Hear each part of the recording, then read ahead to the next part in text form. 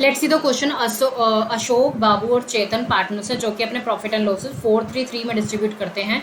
Firm की जो book close होती है 31 मार्च को होती है और 31 दिसंबर 2016 को अशोक की मृत्यु हो जाती है। उनकी डेथ पर जो उनके एग्जीक्यूटर है उनको क्या क्या मिलेगा?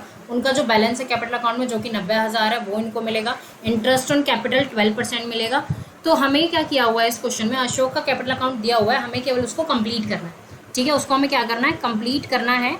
और हम देख लेते हैं एक एक चीज़ करके कि क्या कंप्लीट करना है। तो 90,000 इंटू 12/100 इंटू कितने महीने? 9 महीने, यानी 1 अप्रैल को साल शुरू होता है और 31 दिसंबर को उनकी मृत्यु हो गई। तो ये हमारा आ जाएगा 8100। तो ये जो हमें यहाँ पर 8100 दिया हुआ है ये है इंटरेस्ट ऑन कैपिटल। और ये जो 90,000 है ये क्या है? By balance B D. ठीक है, पुराना बैलेंस। ये हो गया, ये हो गया।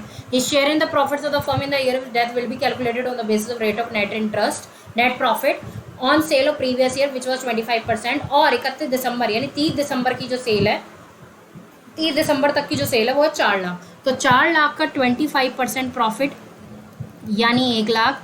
और उसमें अशोक का हिस्सा कितना है? 4/10 यानी 40,000।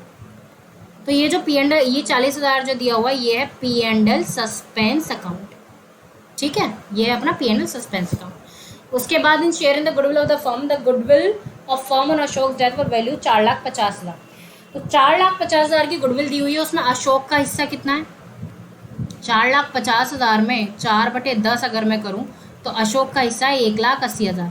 अब 1,80,000 में ना तो हमें गेनिंग रेशो के बारे में कुछ कहा गया है ना न्यू रेशो के बारे में, तो हम क्या मानेंगे? जो उनका पुराना रेशो है वही गेनिंग रेशो यानी 3:3 यानी इक्वल। अब इक्वल है तो यानी कि 90,000 क्या दिया हुआ है? To Babu to Chetan, to Babu's capital, sorry by to by Babu's capital और बाय चेतन्स कैपिटल। ये समझ में आ गया? अब इधर आ जाते हैं। अब क्या है? ठीक है, ओके, ये हो गया। His drawing in the year with death Ashok drawing till 31 दिसंबर 15,000। तो ये हमें दिया हुआ है ड्राइंग्स। ठीक है, और इंटरेस्ट ऑन ड्राइंग है 12% विच वॉज कैलकुलेटेड एज 1500। तो देखो ड्राइंग्स है और इंटरेस्ट ऑन ड्राइंग है, इंटरेस्ट ऑन ड्राइंग्स वो हम डाल सकते हैं यहाँ पर 1500। अब इसके एग्जीक्यूटर को क्या आ जाएगा वो देख लेते हैं।